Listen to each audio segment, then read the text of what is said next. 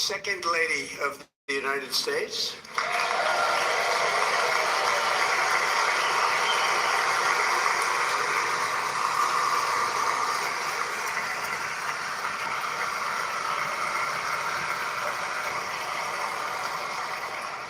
Members of Congress and my fellow Americans, our nation is back, bigger, better, richer, and stronger than ever before.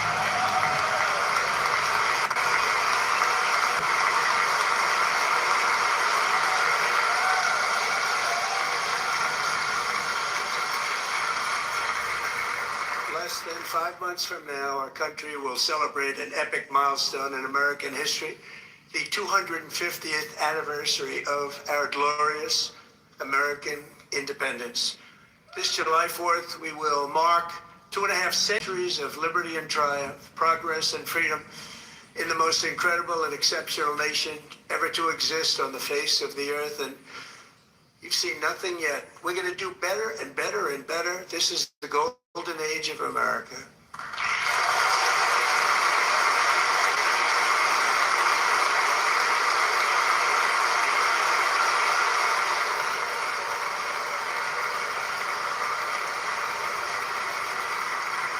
When I last spoke in this chamber 12 months ago, I had just inherited a nation in crisis with a stagnant economy, inflation at record levels, a wide open border, horrendous recruitment for military and police, rampant crime at home, and wars and chaos all over the world.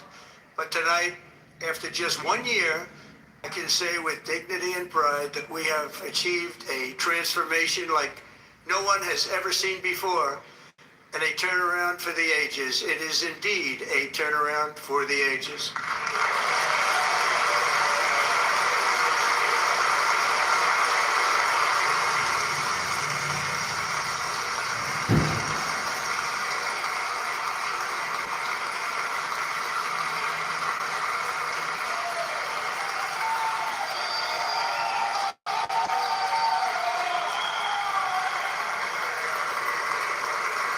And we will never go back to where we were just a very short time ago. We're not going back.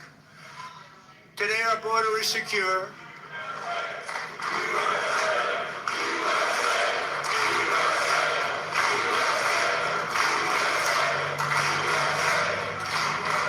Thank you. Today our border is secure. Our spirit is restored. Inflation is plummeting. Incomes are rising fast. The roaring economy is roaring like never before, and our enemies are scared. Our military and police are stacked, and America is respected again, perhaps like never before.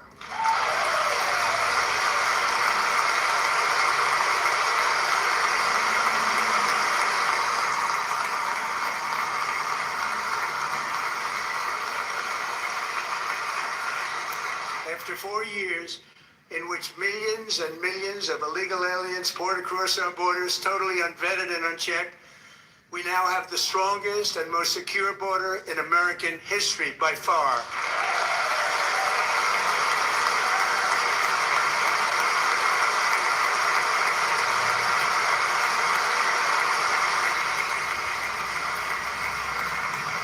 In the past 9 months, 0 illegal aliens have been admitted to the United States.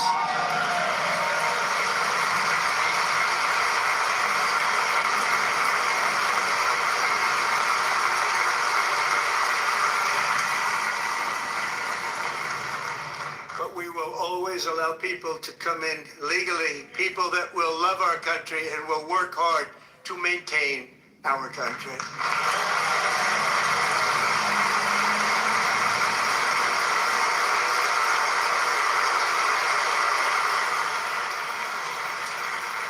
The flow of deadly fentanyl across our border is down a record 56% in 1 year.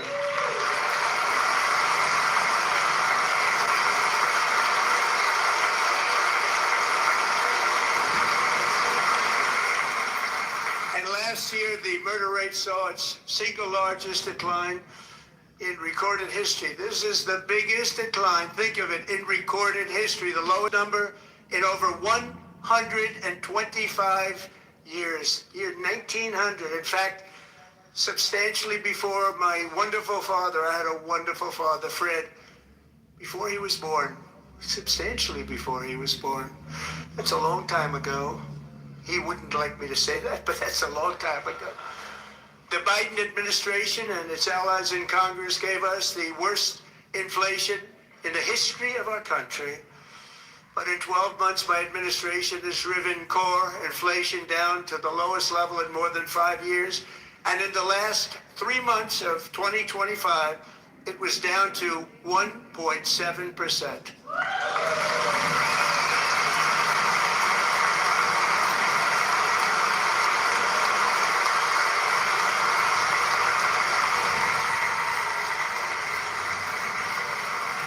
Gasoline, which reached a peak of over $6 a gallon in some states under my predecessor, it was quite honestly a disaster, is now below $2.30 a gallon in most states, and in some places $1.99 a gallon. And when I visited the great state of Iowa just a few weeks ago, I even saw $1.85 a gallon for gasoline.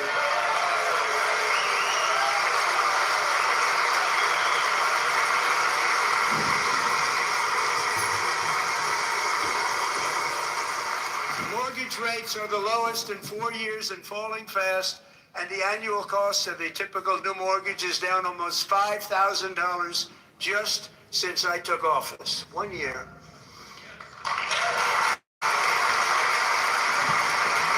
And low interest rates will solve the Biden-created housing problem well, at the same time protecting the values of those people who already own a house that really feel rich for the first time in their lives. We want to protect those values. We want to keep those values up. We're going to do both. And we are going to keep it that way. The stock market has set 53 all-time record highs since the election. Think of that, 1 year. Boosting pensions, 401ks, and retirement accounts for the millions and millions of Americans. Are all gaining. Everybody's up, way up. In 4 long years, the last administration got less than $1 trillion in new investment in the United States. And when I say less, substantially less. In 12 months, I secured commitments for more than $18 trillion pouring in from all over the globe.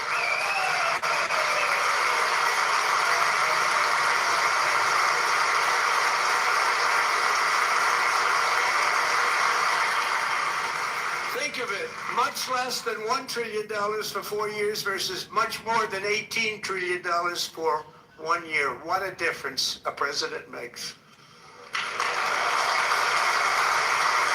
A short time ago, we were a dead country. Now we are the hottest country anywhere in the world, the hottest.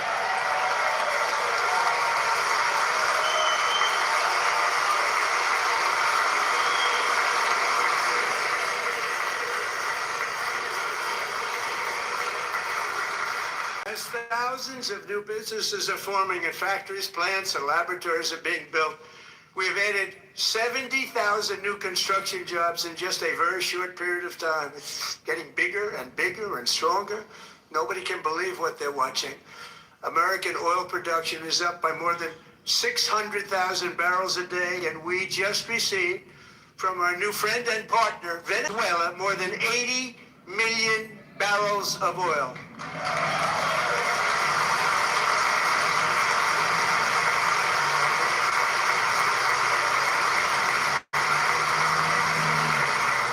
American natural gas production is at an all-time high because I kept my promise to drill, baby, drill.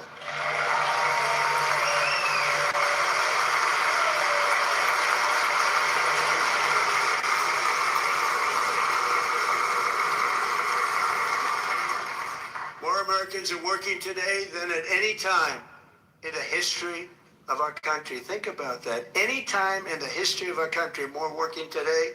And 100% of all jobs created under my administration have been in the private sector.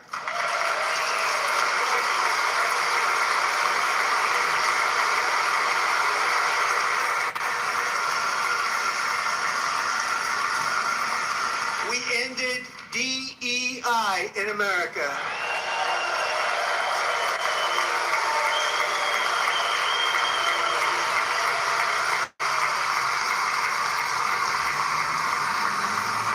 We cut a record number of job-killing regulations, and in 1 year we have lifted 2.4 million Americans, a record, off of food stamps.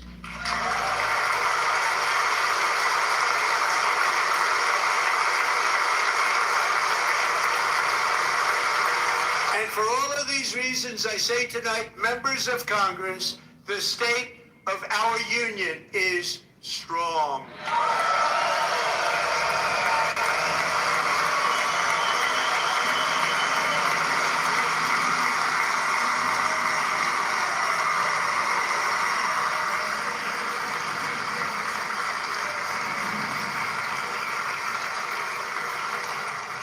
Our country is winning again. In fact, we're winning so much that we really don't know what to do about it.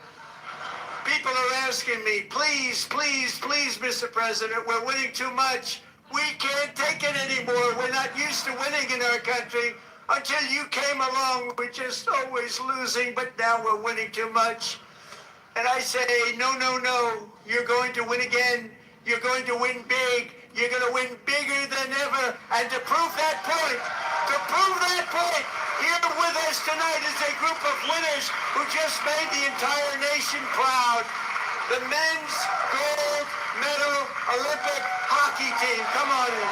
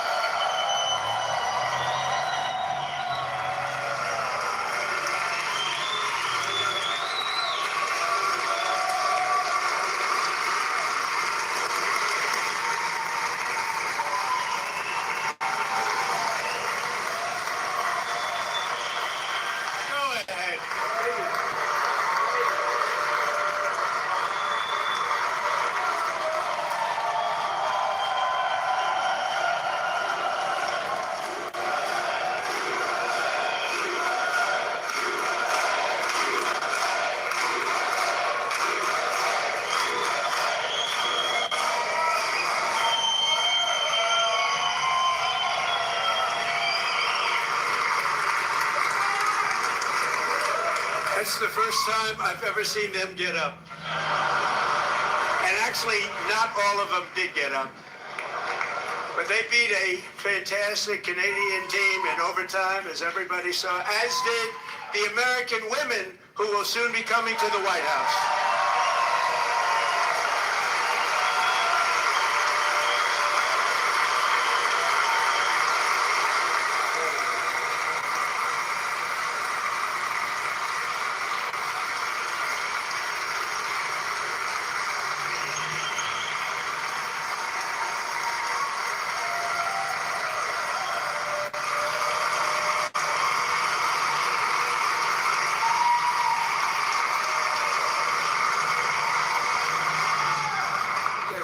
Oval Office before, and I just want to say a second very big congratulations to Team USA. But I have to say that, and I told them this, and we took a vote of the team. I said, anybody votes no, I'm not doing it.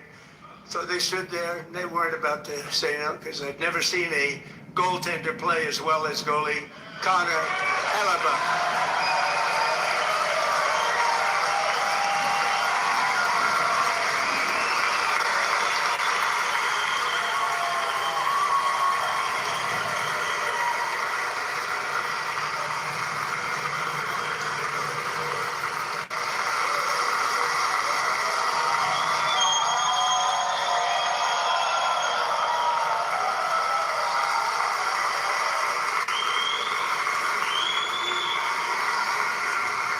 think of it, 46 shots on goal, and I asked him, the one shot, the one where you put your stick in the back and it hit the neck of your stick and bounced off, you practiced that, or was that a little lucky? He refused to answer that question. But I just want to tell you that the members of this great hockey squad will be very happy to hear, based on their vote and my vote, and in this case my vote was more important, that I will soon be presenting Connor with our highest civilian honor, which we will be given, and which has been given to many athletes over the years. But when I say many, not too many, like 12, it's called the highest civilian honor in our country, the Presidential Medal of Freedom.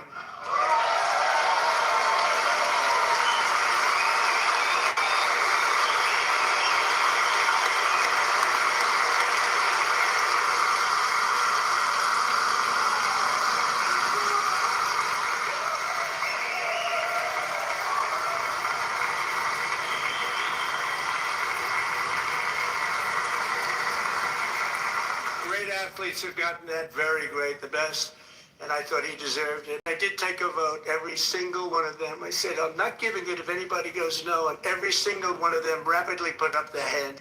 So I want to thank you all. What a special job you did. What special champions you are. Thank you very much.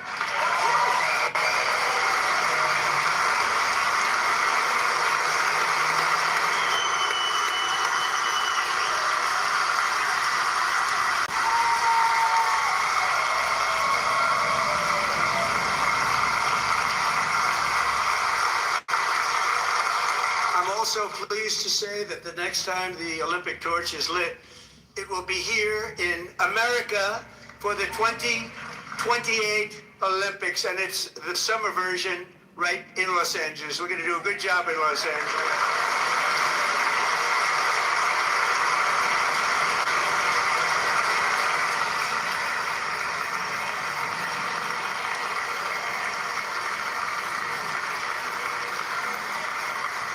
And Los Angeles is going to be safe, just like Washington, D.C. is now one of the safest cities in the country.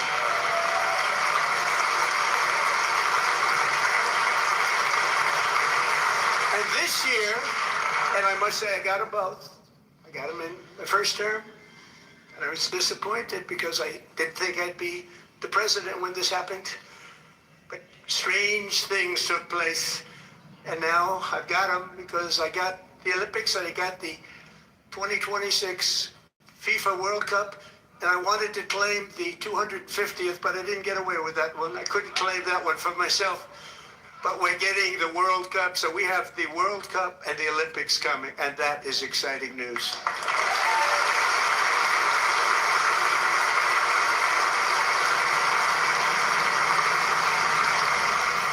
So this will be a year to celebrate our country and the heroes who have kept it free.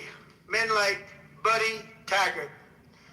At age 17, Buddy volunteered to defend America in World War II, serving in the Pacific under the great General Douglas MacArthur.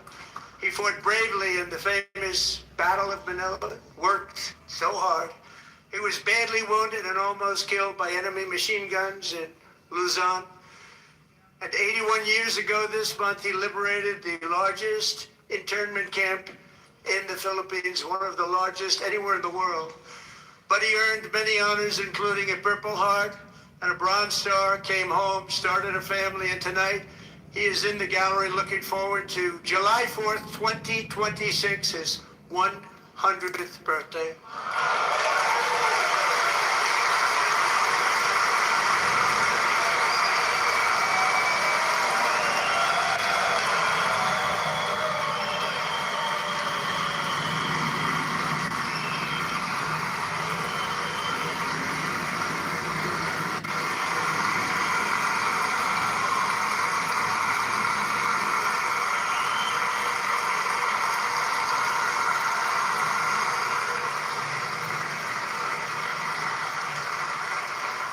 So, Buddy, you're a brave man, and we salute you.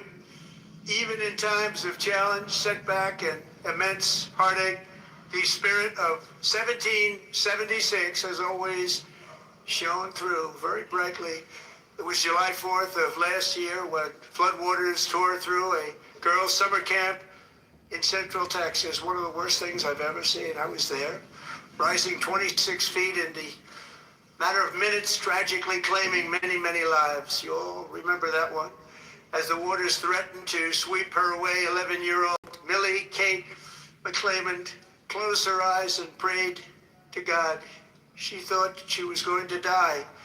Those prayers were answered when Coast Guard rescue swimmer Scott Ruskin descended from a helicopter above. Nobody knew where he came from. It was Scott's first ever rescue mission. Young guy, but very brave, very, very top, always top in his class. And he lifted not just Billy Kate, but 164 others to safety.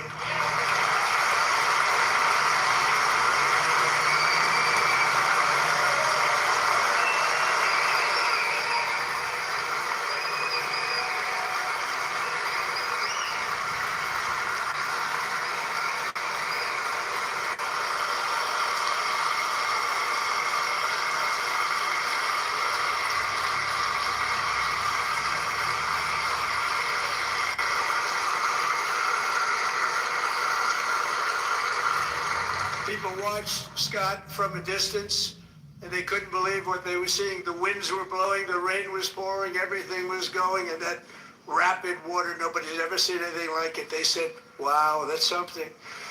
Tonight, Scott and Millie Kate are here together, reunited for the very first time. Thank you, Scott, Millie Kate.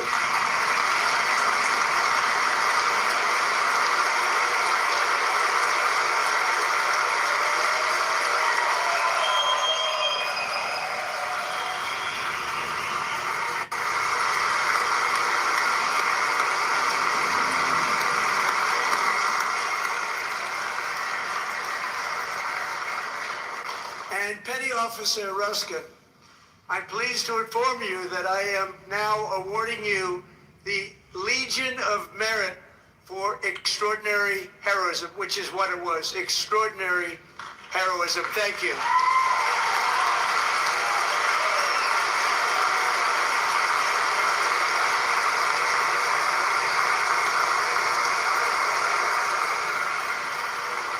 I'd like to have the military aide to please come down and take care of the service. Military aide, thank you very much. Take care of that very important service. Thank you very much. From 1776 to today, every generation of Americans has stepped forward to defend life, liberty, and the pursuit of happiness. And they're really doing it for the next generation. But now it's our turn. Together we're building a nation where every child has the chance to reach higher and go further, where government answers to the people, not the powerful, and where the interests of hardworking American citizens are always our first and ultimate concern. That is the debt we owe to the heroes who came before us, and that is the promise we must keep to America for our 250th year. Last year, I urged this Congress to begin the mission by passing the largest tax cuts in American history, and our Republican majorities delivered so beautifully. Thank you, Republicans.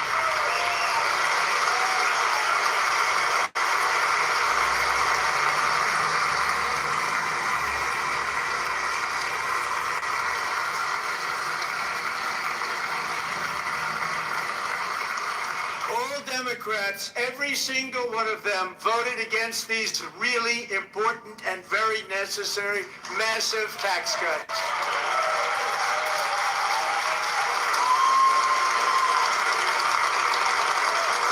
They wanted large-scale increases to hurt the people instead. But we held strong, and with the great, big, beautiful bill, we gave you no tax on tips, no tax on overtime, and no tax on Social Security for our great seniors.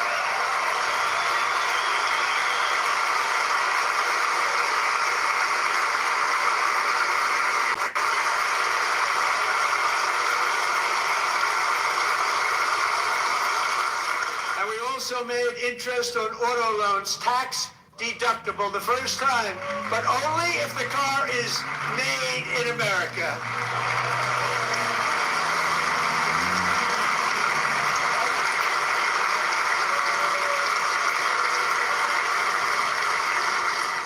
Recently in Pennsylvania, I met Megan Hemhauser, a devoted mom who's homeschools her children, beautiful, 2 children, during the day while waiting tables at night as her husband works overtime operating very heavy equipment. Megan is here this evening and she's happy to tell you that she is so much richer because with no tax on tips, no tax on overtime, and our expanded child tax credit done again by Republicans, Megan and her husband will take home more than $5,000 extra just for the year, cutting her tax bill in more than half.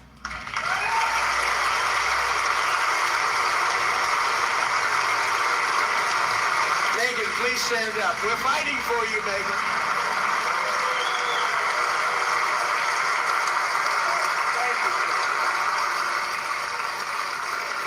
Thank you, Megan. We're fighting for you, Megan. Under our bill, parents like Megan can also activate their children's brand new Trump accounts. And I didn't name it. I did not name that.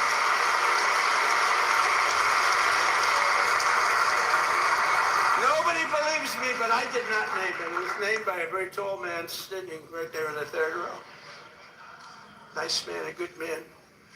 Tax-free investment accounts for every American child. This is something that's so special and has taken off and gone through the roof.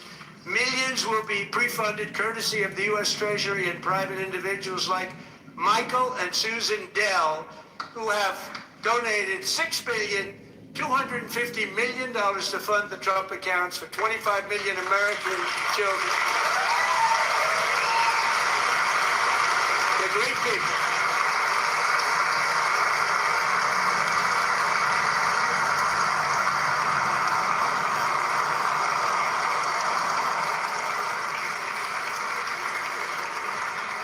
I asked Michael, how do you make all that money? He said, well, I just sat on my dorm in school and I made computers and I'd sell them to people.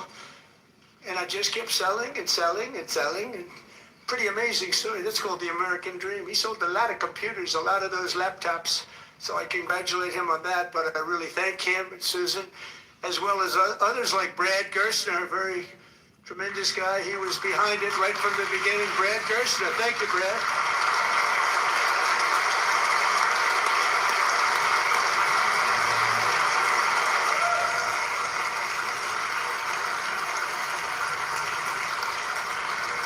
So with modest additional contributions, these young people's accounts could grow to over $100,000 or more by the time they turn 18. Think of it, how much money is that for somebody that started with nothing? Over 100,000, could be much more than that. To make this investment in our children's future, go to trumpaccounts.gov, trumpaccounts.gov. And a lot of people are doing it. They're setting every record in the book. It's popular. They knew what it was going to take. I'm so proud of them. I'm so proud of the people that got it started.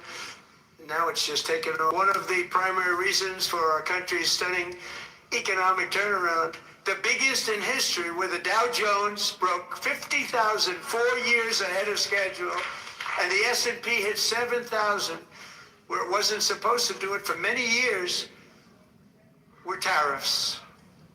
I used these tariffs, took in hundreds of billions of dollars to make great deals for our country, both economically and on a national security basis. Everything was working well. Countries that were ripping us off for decades are now paying us hundreds of billions of dollars. They were ripping us so badly, you all know that. Everybody knows it. Even the Democrats know it. They just don't want to say it. And yet these countries are now happy, and so are we. We made deals. The deals are all done. And they're happy. They're not making money like they used to, but we're making a lot of money. There was no inflation, tremendous growth, and the big story was how Donald Trump called the economy correctly and 22 Nobel Prize winners in economics didn't. They got it totally wrong. They got it really wrong. And then just 4 days ago, an unfortunate ruling from the United States Supreme Court. It just came down. It came down. Very unfortunate ruling. But the good news is that almost all countries and corporations want to keep the deal that they already made, right, Scott?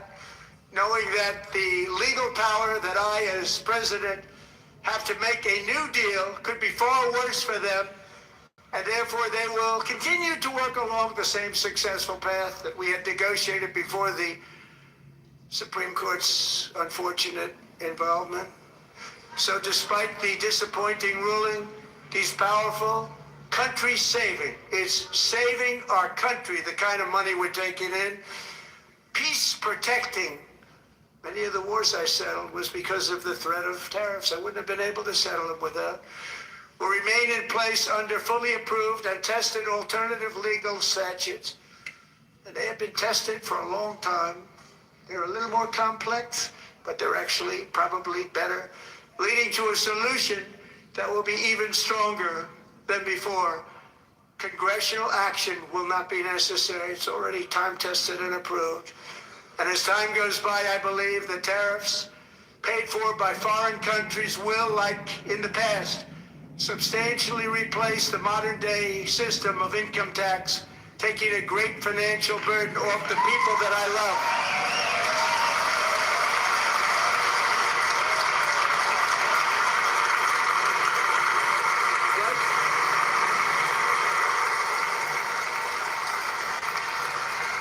Moving forward, factories, jobs, investment, and trillions of dollars will continue pouring into the United States of America because we finally have a president who puts America first. To put America first. I love America.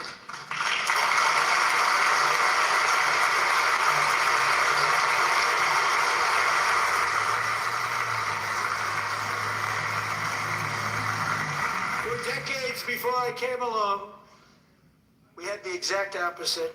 From trade to healthcare, from energy to immigration, everything was stolen and rigged in order to drain the wealth out of the productive, hardworking people who make our country great, who make our country run. Under Biden and his corrupt partners in Congress and beyond, it reached a breaking point with the Green New Scam, open borders for everyone. They poured in by the millions and millions from prisons, mental institutions. There were murderers, 11,888 murders. They came into our country. You allowed that to happen. And record-setting inflation that cost the typical family $34,000 in just a speck of time. Now the same people in this chamber who voted for those disasters suddenly used the word affordability, a word. They just used it. Somebody gave it to them, knowing full well that they caused and created the increased prices that all of our citizens had to endure. You caused that problem. You caused that problem.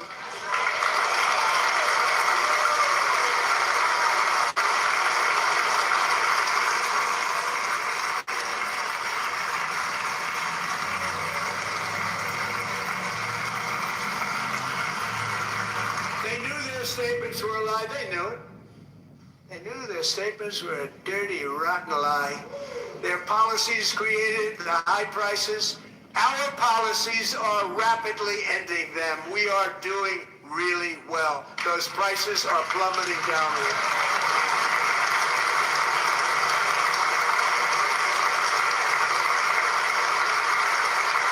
The price of eggs is down 60%. Madam Secretary, thank you. The cost of chicken, butter, fruit, hotels, automobiles, rent is lower today than when I took office by a lot. And even beef, which was very high, is starting to come down significantly. Just hold on a little while. We're getting it down. And soon you will see numbers that few people would think were possible to achieve just a short time ago. Nobody can believe when they see the kind of numbers, especially energy. When they see energy going down to numbers like that, they cannot believe it. It's like another big tax cut. I'm also confronting one of the biggest ripoffs of our times, the crushing cost of health care caused by you.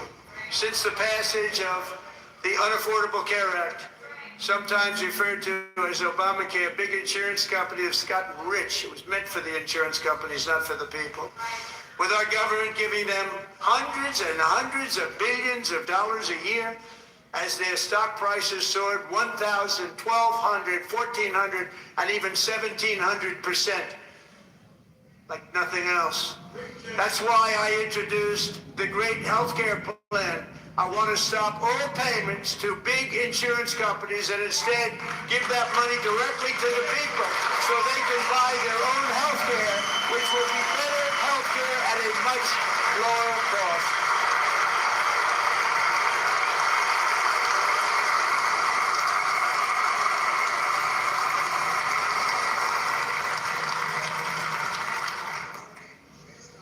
In addition, my plan requires maximum price transparency. That's a big deal.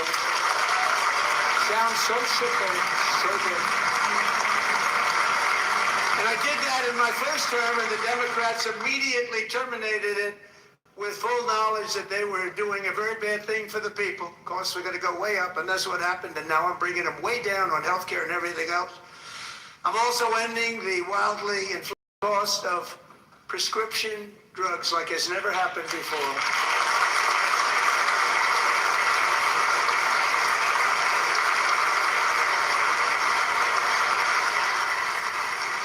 Other presidents tried to do it, but they never could. They tried.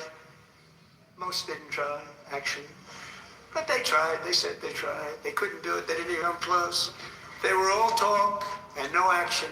But I got it done. Under my just enacted most favored nation agreements, Americans who have for decades paid by far the highest prices of any nation anywhere in the world for prescription drugs will now pay the lowest price anywhere in the world for drugs. Anywhere. The lowest price.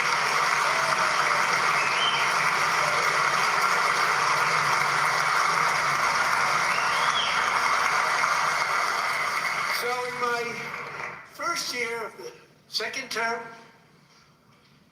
should be my third term, but strange things happen. I took prescription drugs, a very big part of healthcare, from the highest price in the entire world to the lowest. That's a big achievement. The result is price differences of 300, 400, 500, 600% and more. All available right now at a new website called TrumpRx.gov. And I didn't name that one either, by the way.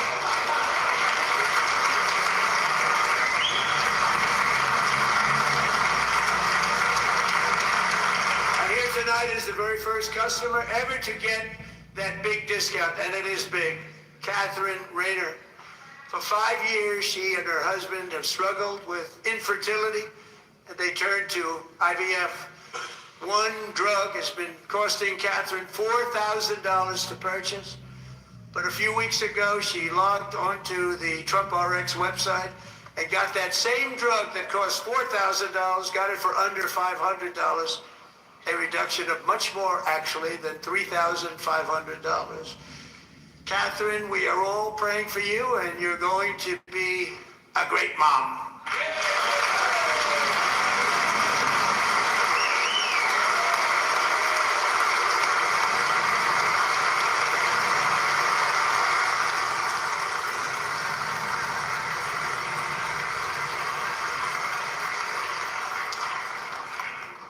So now I'm calling on Congress to codify my most favored nation program into law. Now, the one thing I'm not sure it matters because it's going to be very hard for somebody that comes along after me to say, let's raise drug prices by 700 or 800%.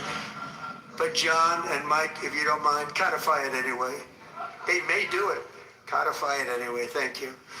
Many Americans are also concerned that energy demand from AI data centers could unfairly drive up their electric utility bills. Tonight, I'm pleased to announce that I have negotiated the new Ratepayer Protection Pledge. You know what that is? We're telling the major tech companies that they have the obligation to provide for their own power needs. They can build their own power plants as part of their factory so that no one's prices will go up. And in many cases, prices of electricity will go down for the community, and very substantially down. This is a unique strategy never used in this country before. We have an old grid. It could never handle the kind of numbers, the amount of electricity that's needed. So I'm telling them they can build their own plant. They're going to produce their own electricity. It will ensure the company's ability to get electricity while at the same time lowering prices of electricity for you, and could be very substantial for all of you cities and towns.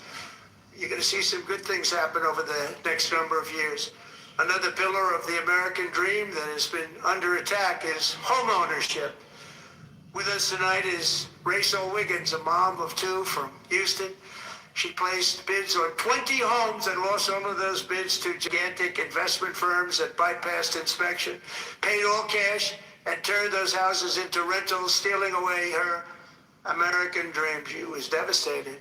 Stories like this are why last month I signed executive order to ban large Wall Street investment firms from buying up into thousands single-family homes.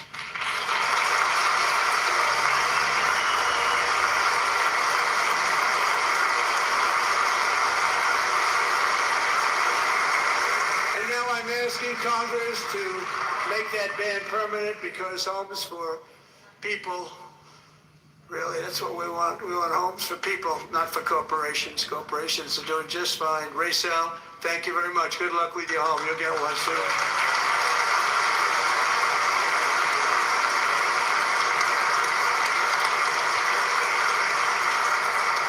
We're also working to make it easier for Americans to save for retirement. And under this administration, we will always protect Social Security and Medicare. They are not protecting it for our seniors. We will always protect Social Security, Medicare, Medicaid.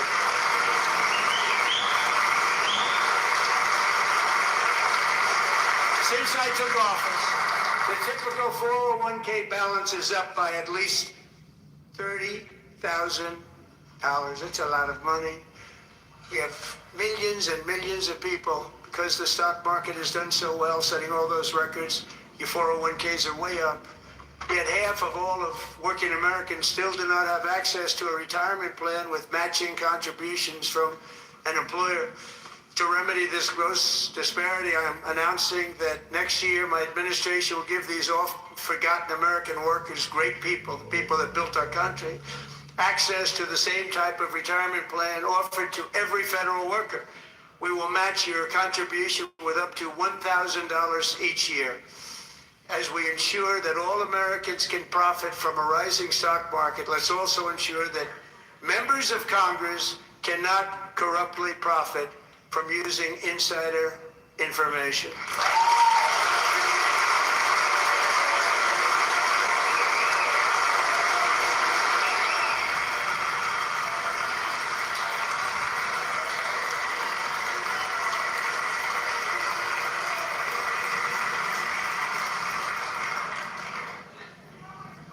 They stood up for that. I can't believe it. I can't believe it. Did Nancy Pelosi stand up if she was here? Now to pass the Stop Insider Trading Act without delay.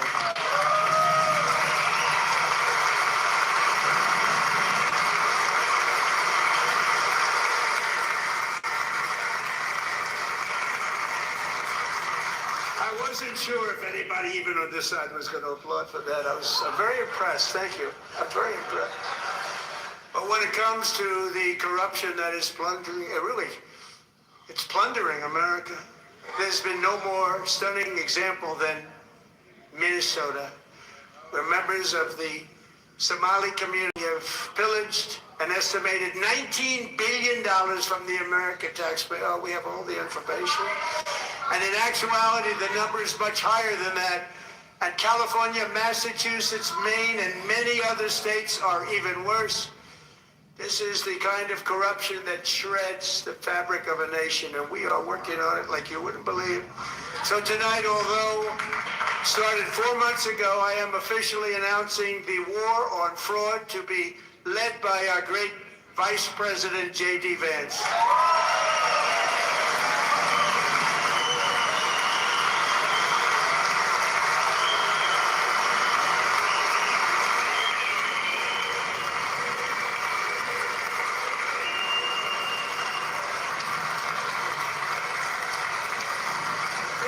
Done. And if we're able to find enough of that fraud, we will actually have a balanced budget overnight. It'll go very quickly. That's the kind of money you're talking about. We'll balance our budget.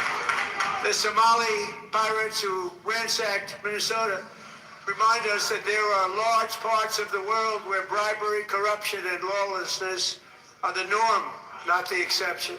Importing these cultures through unrestricted immigration and open borders brings us problems right here to the USA. And it is the American people who pay the price in higher medical bills, car insurance rates, rent, taxes, and perhaps most importantly, crime. We will take care of this problem. We're going to take care of this problem. We are not playing games.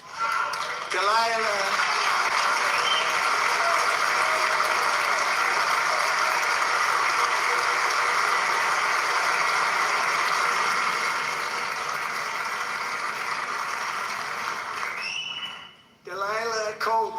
Was only 5 years old in June 2024 when a 18-wheel tractor trailer plowed into her stopped car traveling at 60 miles an hour or more.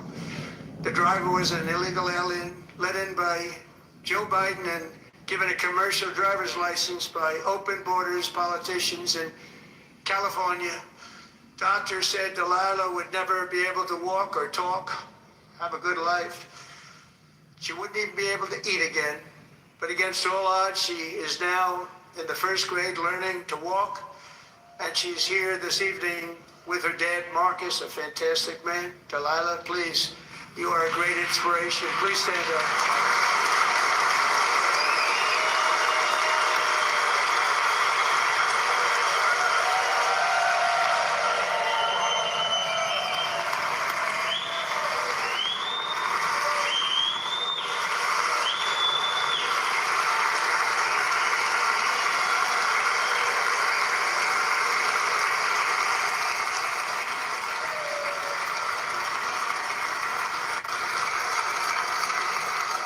Thank you, Delilah.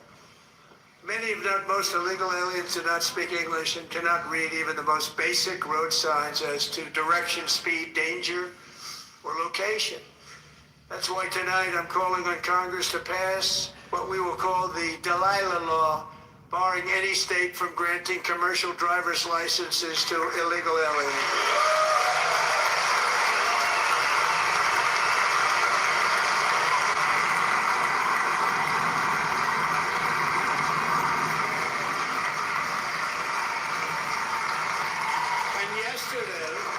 As you probably saw at the White House, I hosted a ceremony with Americans who lost their loved ones to the scourge of illegal immigration. People came into our country, how we allowed this to happen with our open borders. These are the angel moms and families that for decades our government betrayed and our media totally ignored. It was terrible. Hard to believe, actually. In 2023, a 16-year-old high school cheerleader named Elizabeth Medina was supposed to perform in her town's Christmas parade, but she never arrived. Her mother, Jacqueline, went home to look for her, and she found her lying dead in a bathtub, bleeding profusely after being stabbed 25 times. Elizabeth's killer was a previously arrested illegal alien who had broken in and brutally extinguished the brightest light in her family's life, violently and viciously. Her heartbroken mother is in the gallery to remind everyone in this chamber exactly why we are deporting illegal alien criminals to our country at record numbers, and we're getting them the hell out of here fast. We don't want them.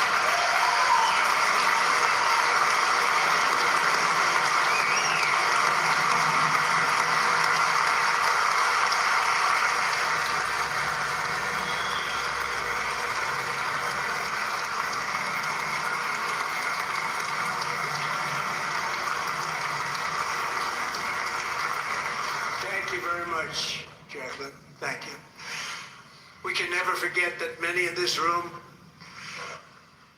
not only allowed the border invasion to happen before I got involved, but indeed they would do it all over again if they ever had the chance. If they ever got elected, they would open up those borders to some of the worst criminals anywhere in the world.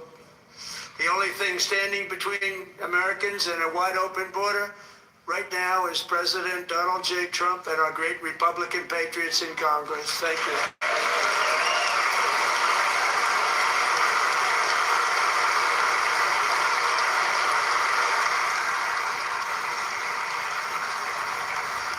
As we speak, Democrats in this chamber have cut off all funding for the Department of Homeland Security. It's all cut off. It's all cut off. They have instituted another Democrat shutdown, the first one costing us 2 points on GDP. 2 points we lost on GDP, which probably made them quite happy, actually. Now they have closed the agency responsible for protecting Americans from terrorists and murderers.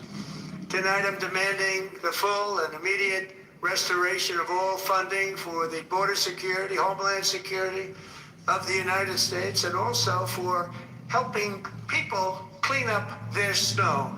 We have no money because of the Democrats, and it would be nice.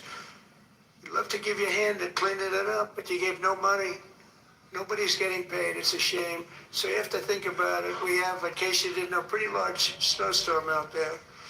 One of the great things about the State of the Union is how it gives Americans the chance to see clearly what their representatives really believe. So tonight I'm inviting every legislature to join with my administration in reaffirming a fundamental principle. If you agree with this statement, then stand up and show your support. The first duty of the American government is to protect American citizens, not illegal aliens.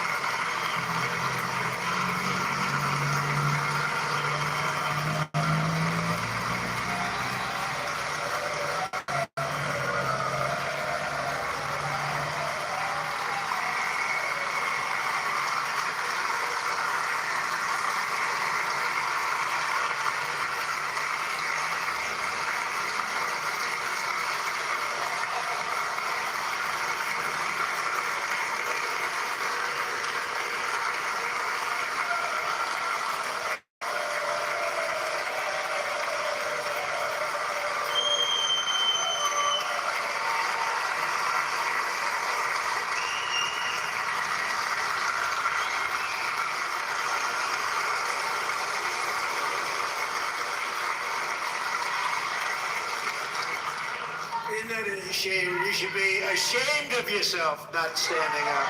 You should be ashamed of yourself. That is why I'm also asking you to end deadly sanctuary cities that protect the criminals and enact serious penalties for public officials who block the removal of criminal aliens. In many cases, drug lords, murderers all over our country, they're blocking the removal of these people out of our country, and you should be ashamed of yourself.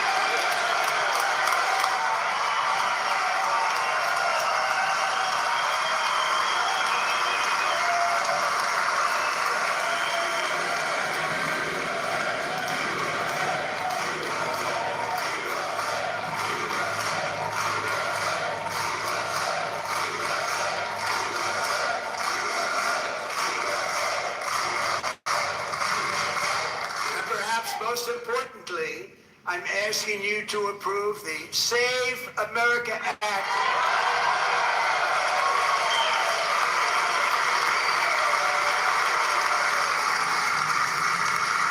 To stop illegal aliens and others who are unpermitted persons from voting in our sacred American elections. That cheating is rampant in our elections. It's rampant. It's very simple. All voters must show voter ID.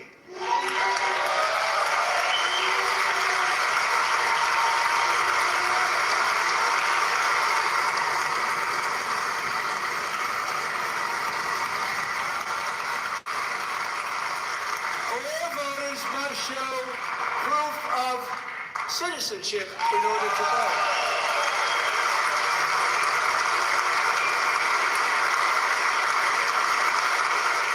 And no more crooked mail-in ballots except for illness, disability, military, or travel. None. And this should be an easy one, and by the way, it's polling at 89%, including Democrats, 89%.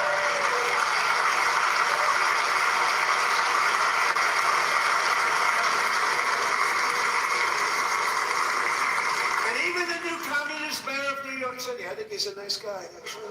Speak to him a lot.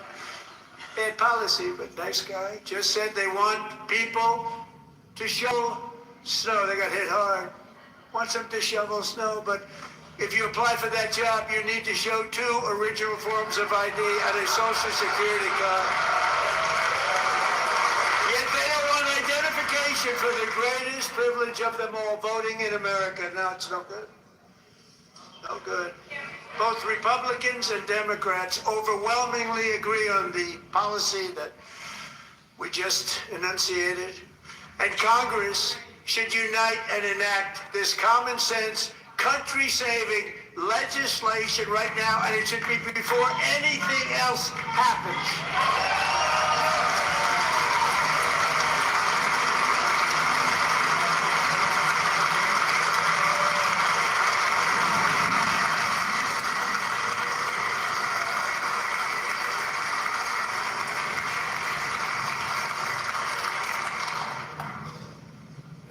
They don't want to do it. Why would anybody not want voter ID? One reason, because they want to cheat. There's only one reason. They make up all excuses. They say it's racist. They come up with things you almost say, what imagination they have. They want to cheat. They have cheated, and their policy is so bad that the only way they can get elected is to cheat. And we're going to stop it. We have to stop it, John.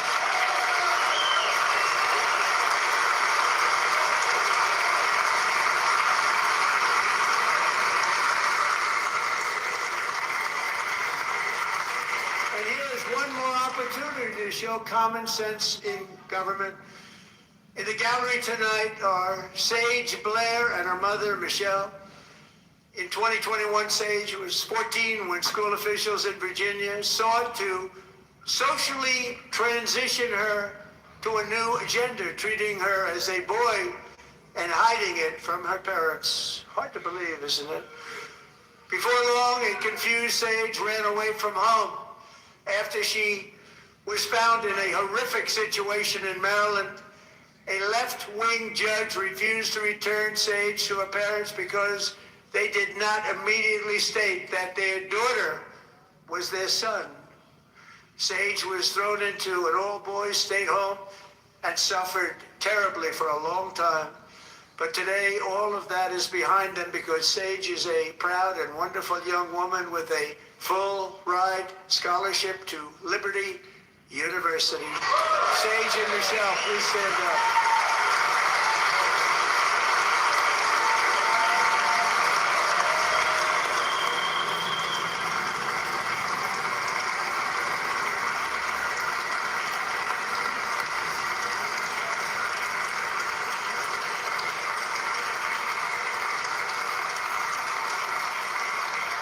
Thank you for your great bravery. And who can believe that we're even speaking about things like this? 15 years ago, if somebody was up here and said that, they'd say, what's wrong with him? But now we have to say it because it's going on all over numerous states without even telling the parents. But surely we can all agree no state can be allowed to rip children from their parents' arms and transition them to a new gender against the parents' will. Who believe that we've been talking about? We must ban it, and we must ban it immediately.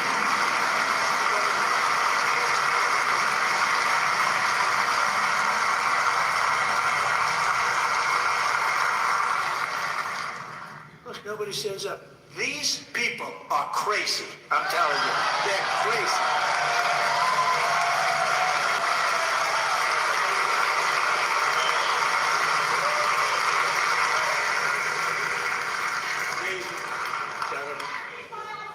Boy, oh boy.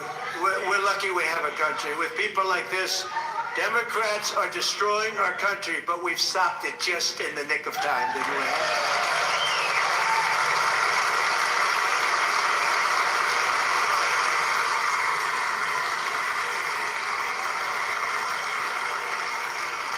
No one cares more about protecting America's youth than our wonderful First Lady, now a movie star. She's a movie star. Can you believe it? Who would have believed that?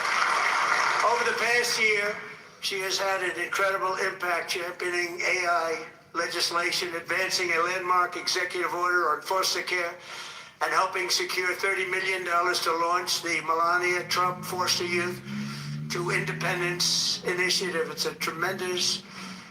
really a tremendous thing that happened and had a lot of bipartisan support. She gets much better bipartisan support than I do.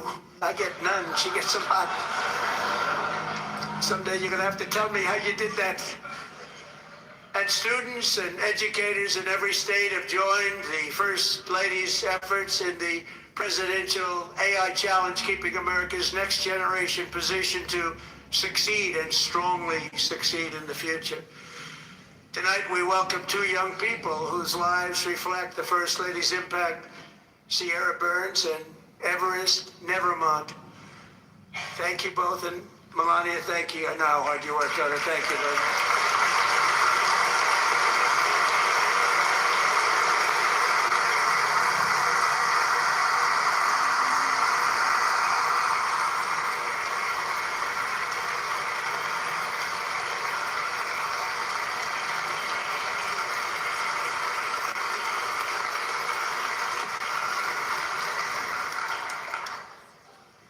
I'm very proud to say that during my time in office, both the first 4 years and in particular this last year, there has been a tremendous renewal in religion, faith, Christianity, and belief in God.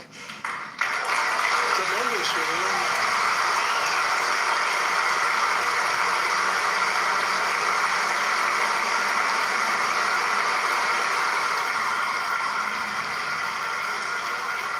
This is especially true among young people, and a big part of that had to do with my great friend, Charlie Kirk, a great guy, great man.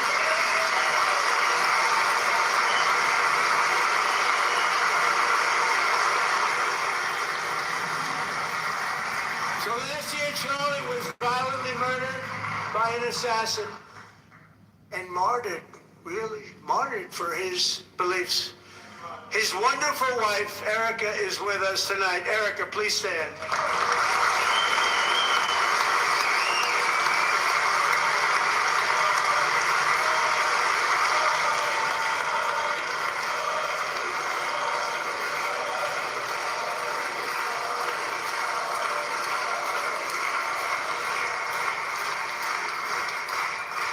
Thank you, Erica.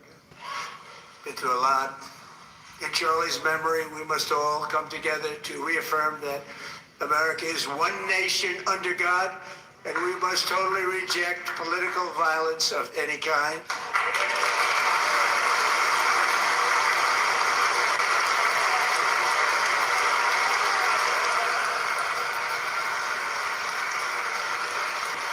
We love religion, and we love bringing it back, and it's coming back at levels that nobody actually thought possible. It's really a beautiful thing to see. Above all, unleashing America's promise requires keeping our communities safe. We have made incredible strides, yet dangerous repeat offenders continue to be released by pro-crime Democrat politicians again and again.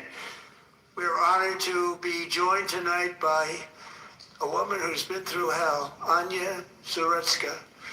In 2022, she and her beautiful daughter, so beautiful, what a beautiful young woman, Irina, fled war-torn Ukraine to live with relatives near Charlotte, North Carolina. And by the way, what's going on with Charlotte?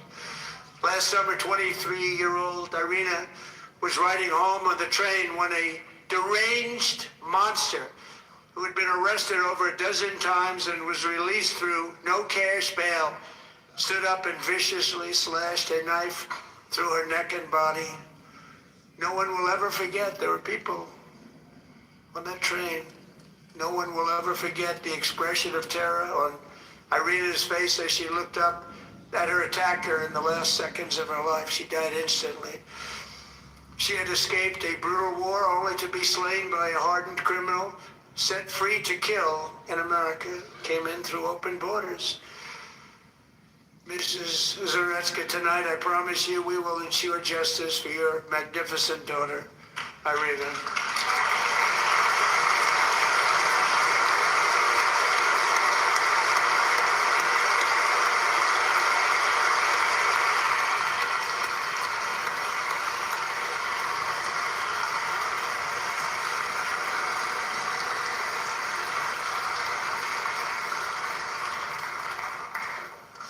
How do you not stand? How do you not stand? I'm asking this Congress to pass tough legislation to ensure that violent and dangerous repeat offenders are put behind bars, and importantly, that they stay there.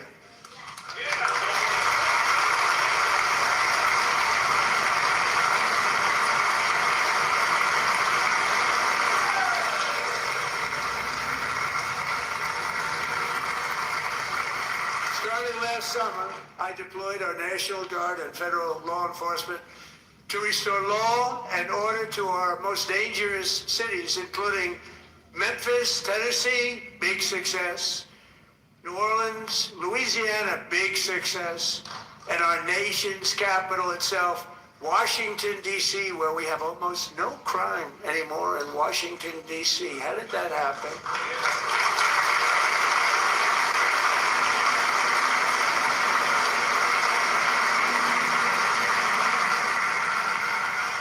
In fact, crime in Washington is now at the lowest level ever recorded, and murders in D.C. this January were down close to 100% from a year ago.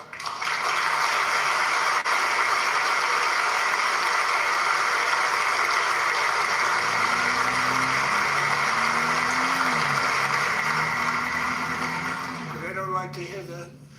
One of the sick people, one of the brave service members who achieved this stunning turnaround was 20-year-old West Virginia Army National Guard Specialist Sarah Beckstrom.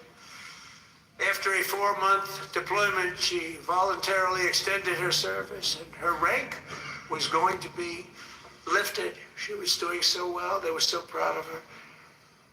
But the very next day, she was on patrol near the White House when she was ambushed and shot in the head by a terrorist monster from Afghanistan. Shouldn't have been in our country.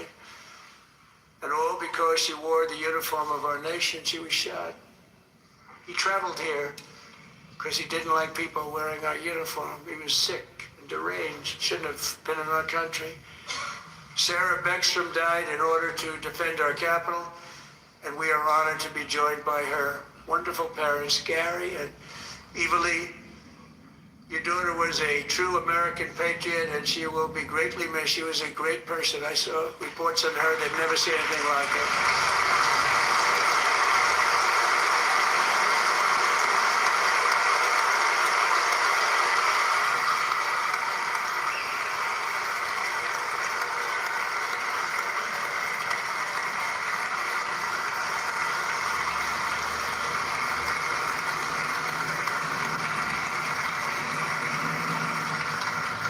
So sorry. Thank you very much. A great young lady. I saw reports that were like, perfect. She's perfect.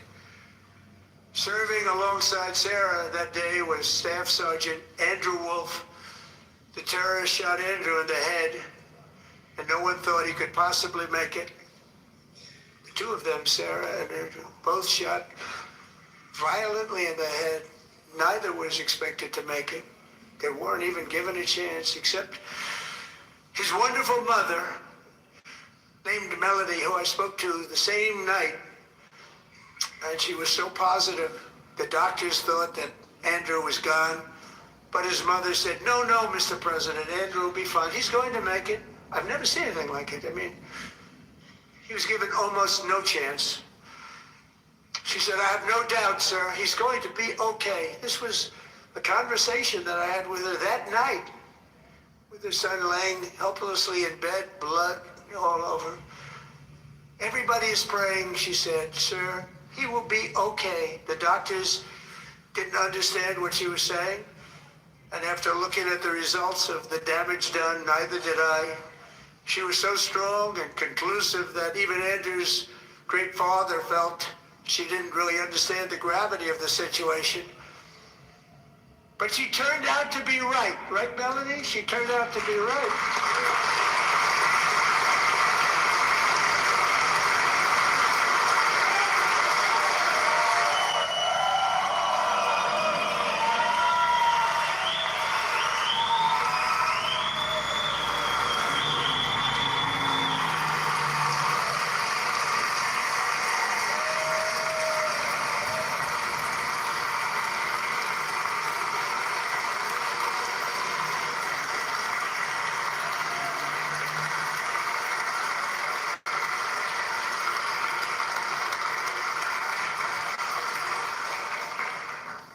Amazing, actually.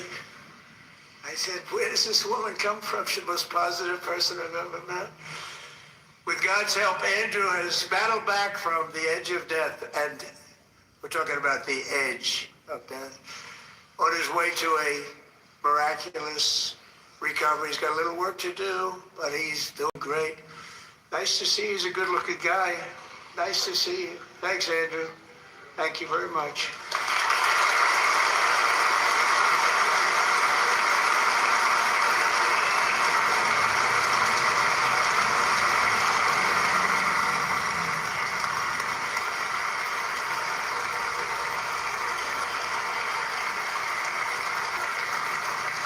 So Andrew, while you're up, now I'm going to ask a highly respected General James Seward to present Staff Sergeant Andrew Wolf and the great family of Sarah Beckstrom with the award created by our late great President George Washington himself. It's called the Purple Heart.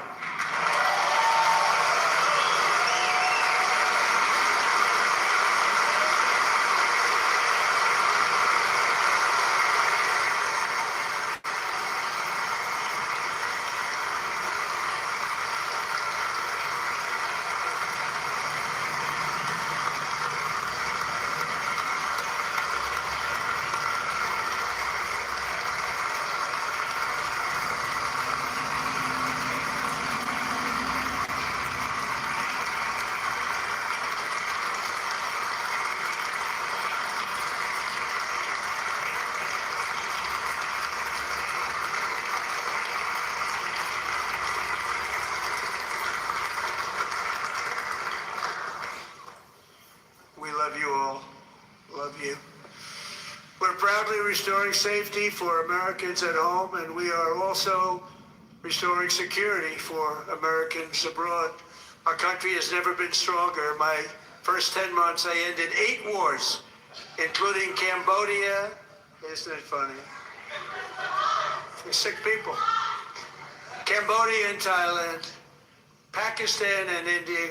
Would have been a nuclear war. 35 million people, said the Prime Minister of Pakistan, would have died if it were not for my involvement. Kosovo and Serbia, Israel and Iran, Egypt and Ethiopia, Armenia and Azerbaijan, the Congo and Rwanda, and of course the war in Gaza, which proceeds at a very low level. It's just about there. And I want to thank Steve Witkoff and Jared Kushner for your help. Thank you, Steve. Thank you, Jay.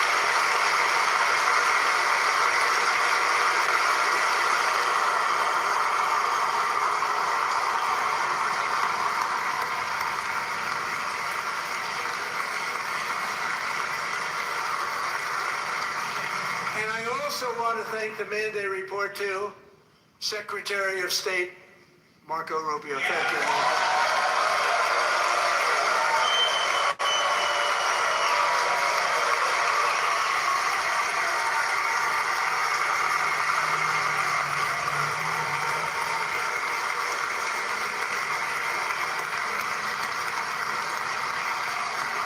People like you.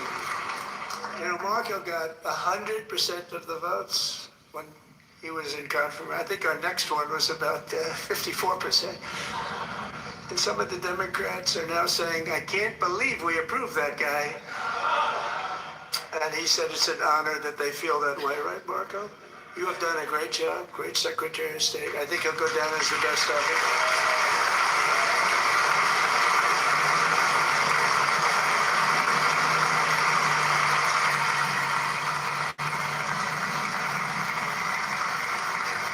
Ceasefire I negotiated, every single hostage, both living and dead, has been returned home. Can you believe it?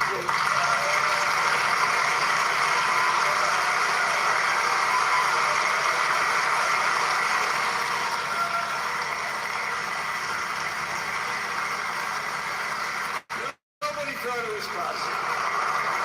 Nobody thought that was possible. Both living and dead. And those parents who had a dead son, their boy, they'd always tell me their boy, they wanted him as much as though he were living.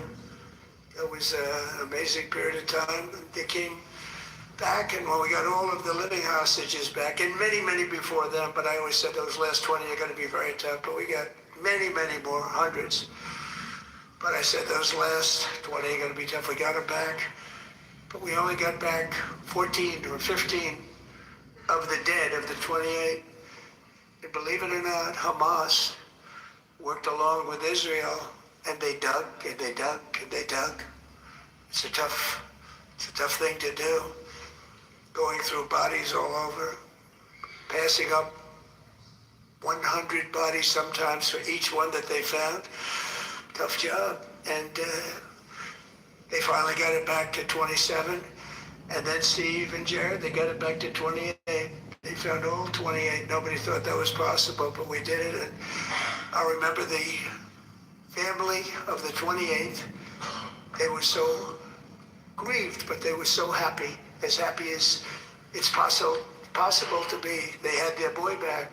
The mother said, sir, we have our boy back. What a period of time that was, but we got them all back. So thank you both very much. Thank you.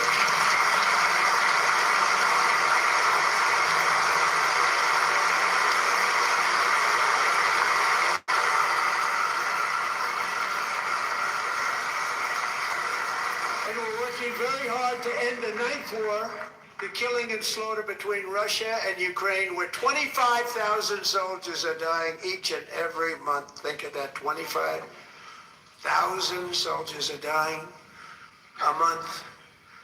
A war which would have never happened if I were president, would have never happened. As president, I will make peace wherever I can, but I will never hesitate to confront threats to America wherever we must. That's why in a breakthrough operation last June, the United States military obliterated Iran's nuclear weapons program with an attack on Iranian soil known as Operation Midnight Hammer.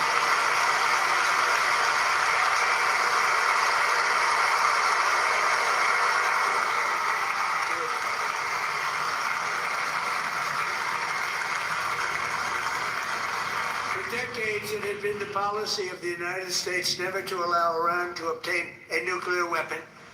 Many decades.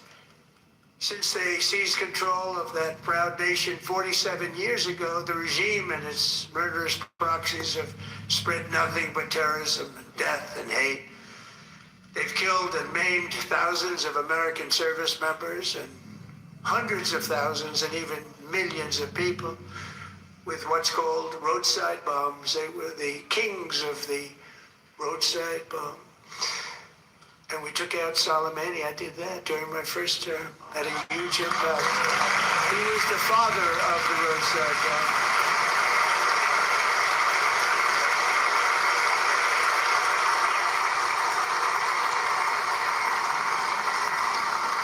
And just over the last couple of months with the protests, they've killed at least, it looks like 32,000 protests, 32,000 protesters in their own country.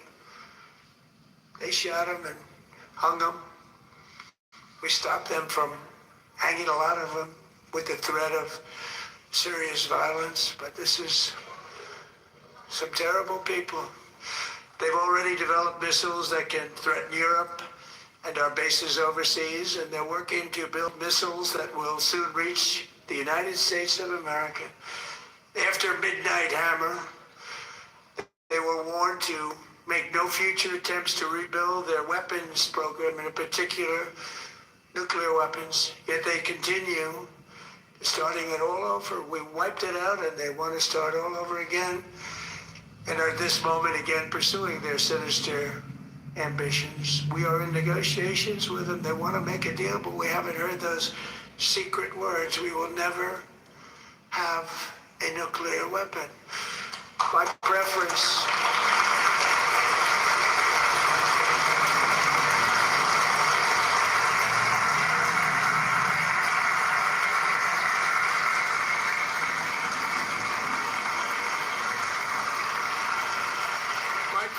is to solve this problem through diplomacy. But one thing is certain, I will never allow the world's #1 sponsor of terror, which they are by far, to have a nuclear weapon. Can't let that happen.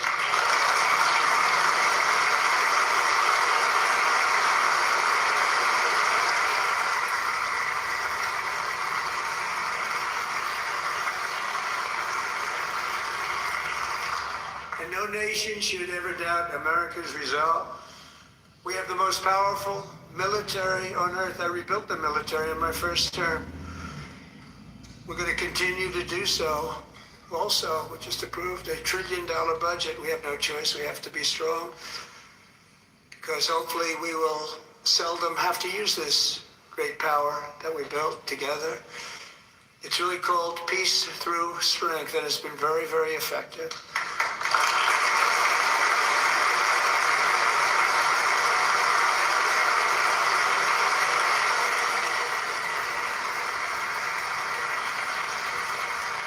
So thanks to Republicans in Congress, we're investing that record number of dollars, have no choice, in the United States Armed Forces.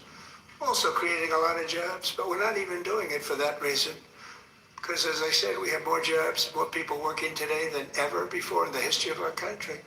And NATO countries are friends and allies. They are. They're our friends and they're our allies. Have just agreed at my very strong request to pay 5% of GDP for military defense rather than the 2%, which they weren't paying. We were paying for almost all of them.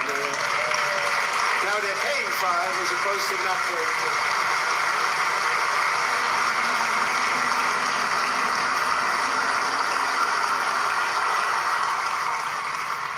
Getting that 5% was something which everyone said would never be done, could not happen. We got it really easily with one meeting. And big difference between 2% that's not paid. We were paying the freight of many of them. Very few were paid up. Now 5% then they're paid.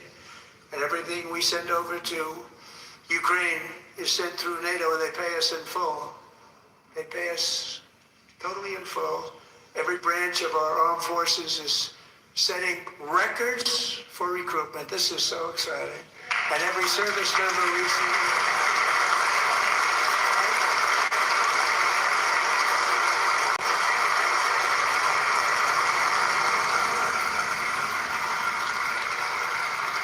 And every service member recently received a warrior dividend of $1,776.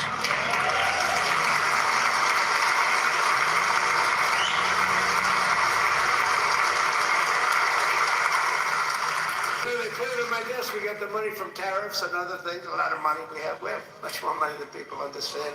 Have to rebuild that program a little bit, but it won't take long. But we got the money, and it was $1,775, and they wanted my approval. And I said, what's the number? 1,700. And $75. I said, wait a minute, for $1 more, we can have 1776. Don't do it. I said, we're going to figure that. I never asked anybody if we could afford it. $1 more, I said 1776. And I said, that's good. And I'll tell you what, our military, that was 4 months ago, our military, I never see a person in the military that doesn't thank me for it. So we're honored to do it. They deserve it. And we call it 1776. It was great. And we love our military. We love our law enforcement. We love our firemen. You know, the firemen don't get mentioned enough. We love our firemen. We're also...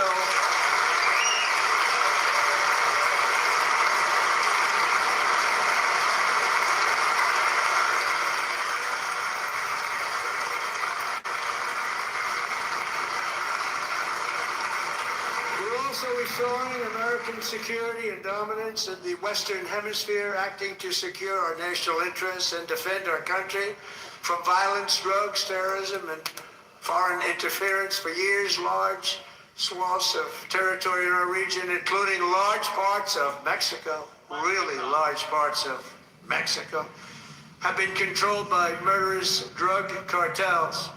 That's why I designated these cartels as foreign terrorist organizations, and I declared illicit fentanyl as a weapon of mass destruction.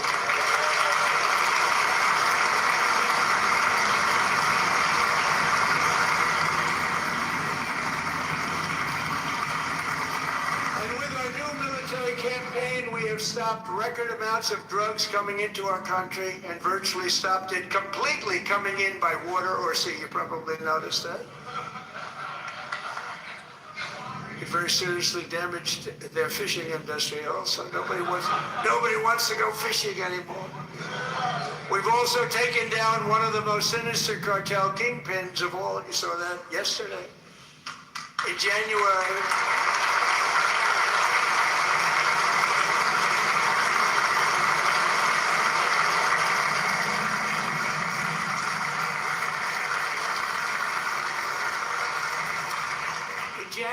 elite American warriors carried out one of the most complex, spectacular feats of military competence and power in world history. No one's seen anything like it. Foreign leaders, I won't tell you who, called me and they said, very impressive, very good.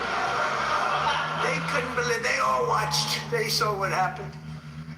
This is a different fighting force that we had years ago when we fought to tie. You know, it's a great fighting force. I'm so proud of it. Look at Space Force. Space Force is my baby.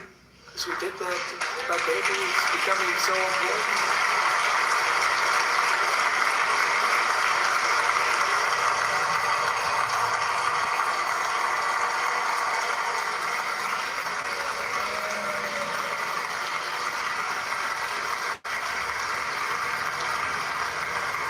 And America's armed forces overwhelmed all defenses and utterly defeated an enemy, good fighters, to end the reign of outlaw dictator Nicolas Maduro and bring him to face American justice.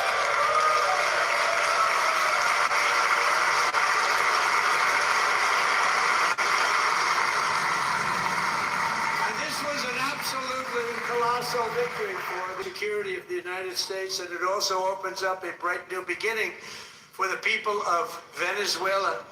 We're working closely with the new president of Venezuela, Delcy Rodriguez, to unleash extraordinary economic gains for both of our countries and to bring new hope to those who have suffered so terribly.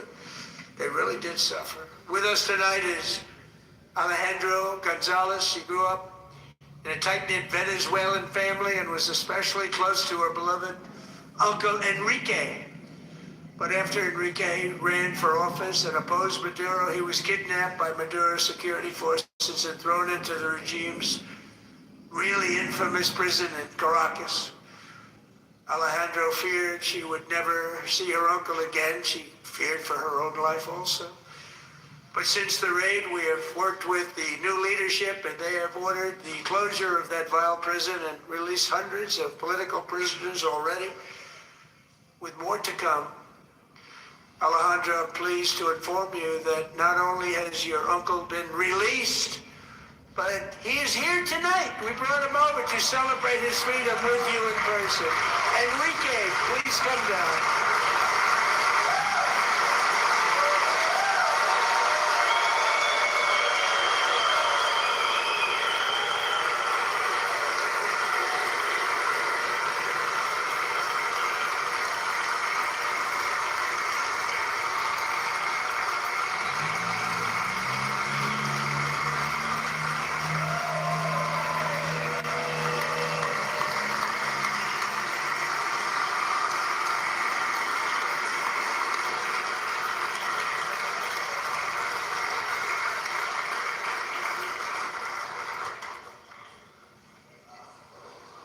Thank you, Enrique. Have a good time.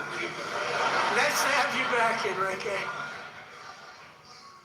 There were many heroes on that January raid to capture Maduro. Really great heroes. It was very dangerous. They knew we were coming. They were all set. But the deeds of one warrior that night will live forever in the eternal chronicles of military valor.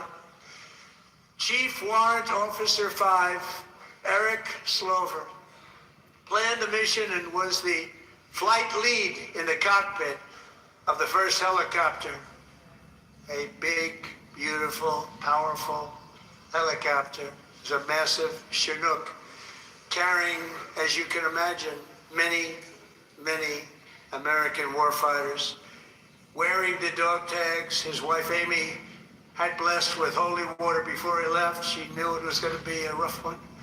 Eric steered the Chinook under the cover of night and descended swiftly upon Maduro's heavily protected military fortress. This was a major military installation, protected by thousands of soldiers and guarded by Russian and Chinese military technology.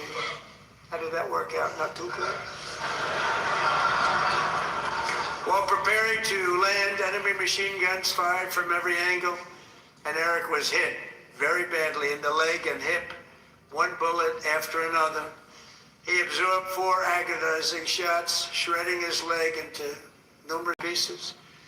And yet, despite the fact that the use of his legs was vital to successful helicopter flight, legs are the most important part of flying a helicopter, to deliver the many commandos who would capture and detain Maduro was the only thing Eric was thinking about. Then, even as he was gushing blood, which was flowing back down the aisle, helicopter lands at a steep angle. The machine guns stood right in front of him. They were right in front of him, 2 machine gunners who escaped the wrath of the previous planes. Eric maneuvered his helicopter with all of those lives and souls to face the enemy and let his gunners eliminate the threat. Turned the helicopter around so the gunners could take care of business, saving the lives of his fellow warriors from what could have been a catastrophic crash deep in enemy territory. Only after safely landing the helicopter with all the warriors aboard in the exact right spot, which was vital to the mission, probably would have happened. Maybe cancel the mission if that didn't happen. Eric told his co-pilot, also wounded, but not as gravely, to take over.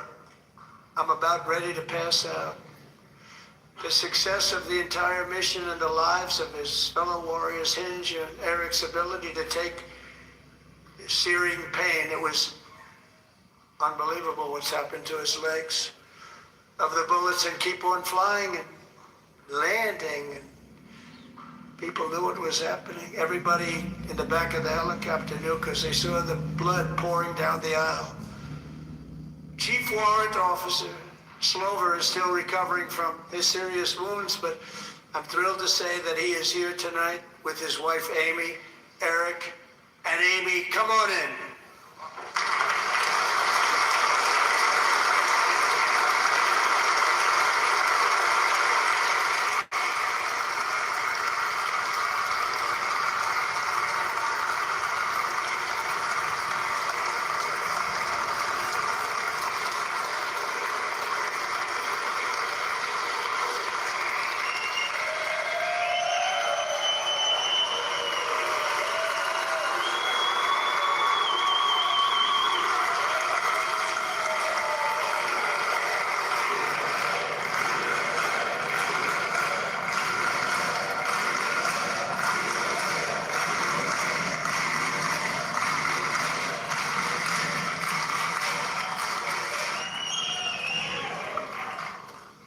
So we have a surprise for Eric and Amy. In recognition of Eric's actions above and beyond the call of duty, I would now like to ask General Jonathan Braga to present Chief Warrant Officer Slover with our nation's highest military award, the Congressional Medal of Honor.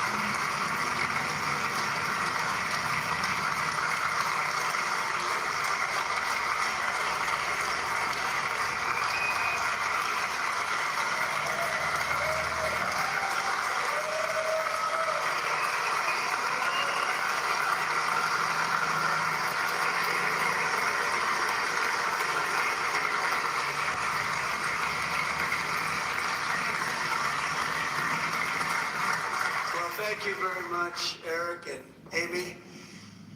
Great to get to know you. I met with them and with a lot of their fellow warriors at Fort Bragg recently. You notice the name Fort Bragg. We have it back. We brought it back. We won the First World War with it, the Second World War with it, and then they decided to change the name. So we changed it back. Everybody wanted to change back too. And 10 of Eric's fellow warriors from that incredible night of victory will also be receiving medals at a private ceremony that will soon be held at the White House. And Eric will be there.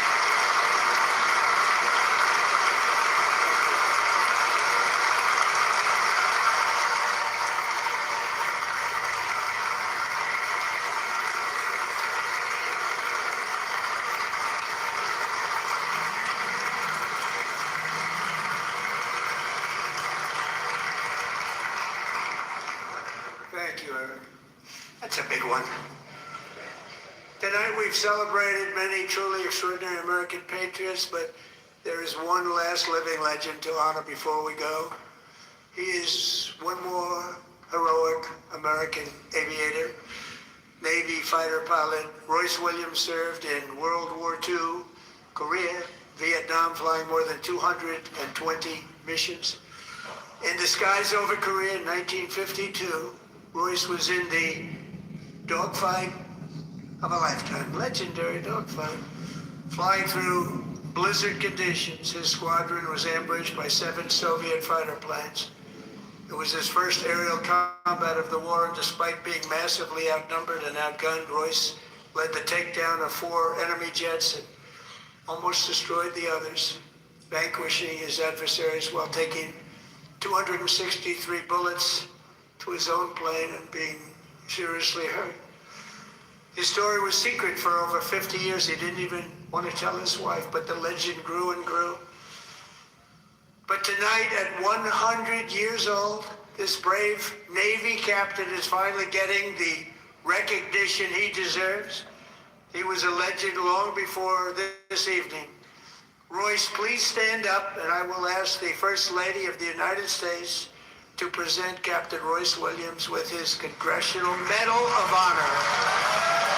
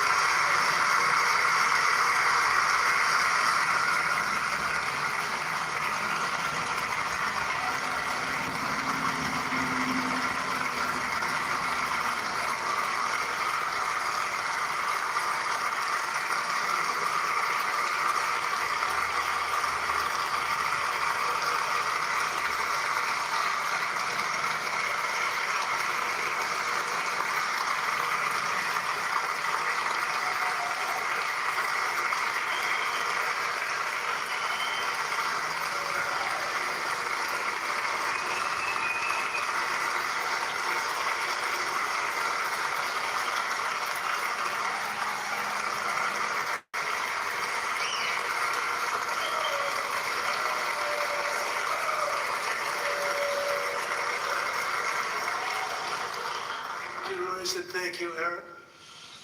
I've always wanted the Congressional Medal of Honor, but I was informed I'm not allowed to give it to myself, and I wouldn't know why I'd be taking it, but if they ever open up that law, I will be there with you someday.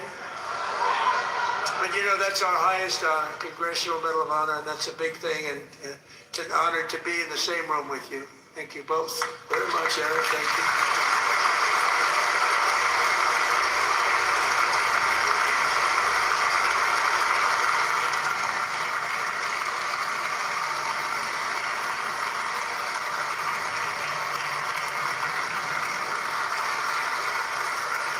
Thank you. 250 years is a long time in the life of a nation, but in another sense, it's really a mere moment in the eye of history. Two of the gentlemen we met in the gallery this evening took their first breaths 1 century ago, 100 years before that, on July 4th, 1826, the author of the Declaration of Independence, brilliant, Thomas Jefferson, drew his last breath. Just a single long human lifespan separates the giants who declared and won our independence from the heroes who stand among us tonight. Everything our nation has done, everything we have achieved, has been the work of those few great lifetimes. In those brief chapters, Americans built this nation from 13 humble colonies into the pinnacle of human civilization and human freedom, the strongest, wealthiest, most powerful, most successful nation in all of history. Americans ventured out across the daunting and dangerous continent. We carved paths through an unforgiving wilderness, settled a boundless frontier, and tamed the beautiful but very, very dangerous Wild West. From empty marshes and wide open plains, we raised up the world's greatest cities. Together we mastered the world's mightiest industries, shattered history's monstrous tyrannies, and we liberated millions from the chains of fascism, communism, oppression, and terror. Americans lifted humanity into the skies on the wings of aluminum and steel, and then we launched mankind into the stars on rockets powered by sheer American will and unyielding American pride. We wired the globe with our ingenuity. We captivated the planet with American culture.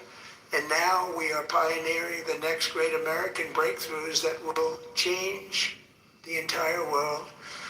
All of this and so much more is the enduring legacy, unmatched glory of the hardworking patriots who built and defended this country and who still carry the hopes and freedoms on all of humanity's backs. For years they were forgotten, betrayed, and cast aside. But that great betrayal is over, and they will never be forgotten again. Because when the world needs courage, daring, vision, and inspiration, it is still turning to America. And when God needs a nation to work his miracles, he knows exactly who to ask. There is no challenge Americans cannot overcome, no frontier too vast for us to conquer, no dream too bold for us to chase, no horizon too distant for us to claim. For our destiny is written by the hand of providence, and these first 250 years were just the beginning. From the rugged border towns of Texas to the heartland villages of Michigan, from the sun-kissed shores of Florida to the endless fields of the Dakotas, and from the historic streets of Philadelphia to right here in our nation's capital, Washington, D.C., the golden age of America is upon us. The revolution that began in 1776 has not ended. It still continues because the flame of liberty and independence still burns in the heart of every American patriot. And our future will be bigger, better, brighter, bolder, and more glorious than ever before. Thank you, God bless you, and God bless America.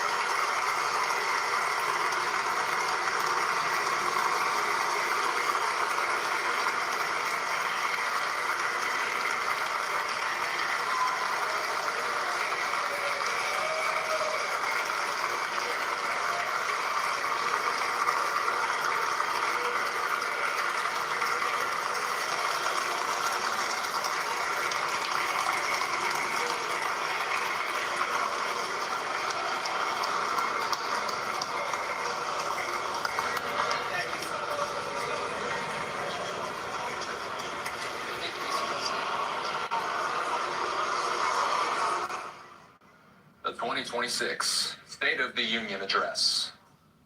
An hour and 47 minutes long, just about. That would be a record. That is the longest State of the Union in history as the president continues to make his way out of the chamber, taking selfies with the audience. Good job. Thank you. Listening to some of this natural sound. Very well done. Great job. Good to see you. Thank you. Good job. Excellent speech. Excellent show. Hopefully, I'm so. Thank you. Mr. President. Mr. President. That's happened. Where you going, man?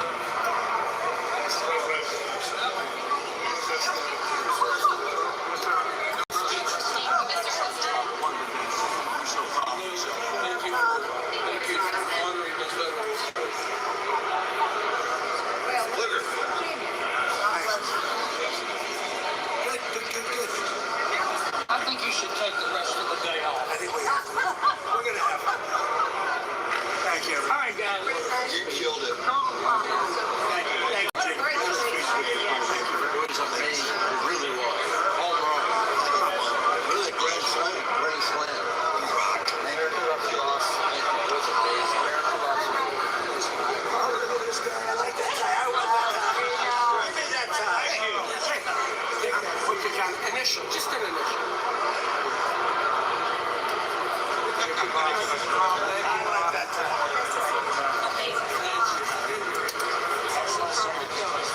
Thank you. Mr. President, outstanding speech, sir. Mr. President. He's getting on. You're good. They love the exciting training stuff.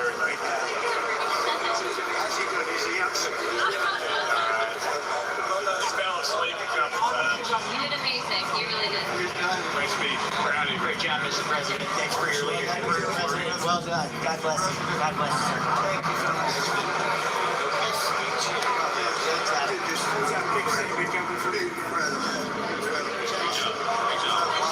Yes, sir. Love the finish.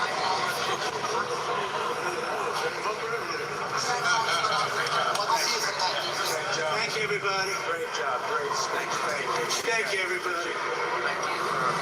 That was the best speech. Thank you very much. Really? The best ever? That's a nice coming from you. That's a big statement. Congratulations, Mr. President. Thank you so much. Thank you very much. Congratulations, Mr. President. Thank you, Mr. President.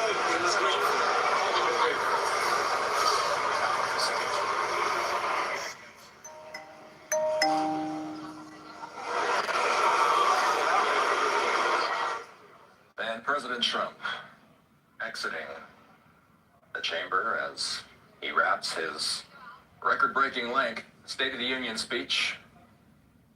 The president's The chair Howdy. declares the joint session of the two houses now dissolved. all right. That's then bringing things to a close for the evening. Tonight's address was wide-ranging, but it centered on immigration, the economy, and an assertive foreign policy agenda with several notable new proposals. The president opened on border security, touting reductions in illegal crossings and drug trafficking, sharply criticizing Democrats over immigration policy. The partisan divide in the chamber was evident throughout much of the night, though there were rare bipartisan moments of applause. I'm Austin Westball. We do appreciate everybody who has been watching along with us this evening. One thing that we are going to continue to track as the evening goes on is how people are reacting to the State of the Union speech. Let's start off with Fox News' Caroline Shively, who is live. Caroline has been listening along to the speech with us for the past hour and 47 minutes as we clocked it. Caroline, what were the main standouts? I think the sentence probably that Trump would want to be remembered by was this one. He said our nation is back, bigger, better, richer, and stronger than ever. He had praise for his administration, for his cabinet. He talked about the economic accomplishments, talking about the lowering prices of eggs and autos and rent and mortgage rates. But whenever he veered off the teleprompter, off the script, he and the Dems really got at it. There were some hecklers. He was going back and forth. One congresswoman saying, "You have killed Americans." So a balance of praise for Republicans and his administration and really some insults for the Democrats. Al Green was escorted out of the event during the opening portions of the speech. It looked like he was holding up a sign. From your perspective, I did hear that there were some other members of Congress that were kind of going back and forth and were speaking over Trump during portions of the speech. He was removed. Was anybody else removed? Not that I saw. And Al Green, you might remember, for last year was actually removed by order of House Speaker Johnson.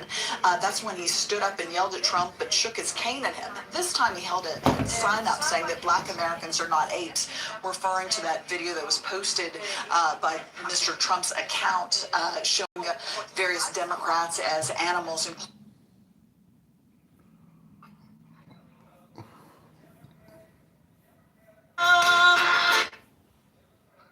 No.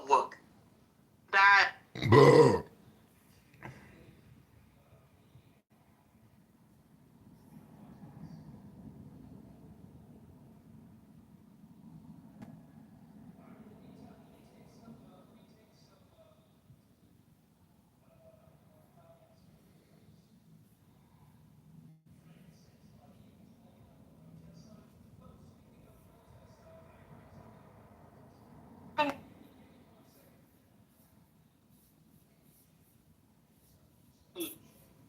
This.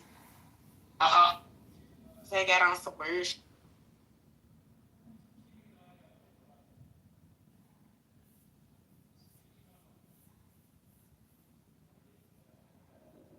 It's a metaphor for all the temptation in your life. Oh yeah. Okay. So she's like a hooker or a The temptation in your life. escort. You know it's wrong, but you know it's wrong. You want it, right? Yeah. But you want it so bad that would you kill for it, right? Right.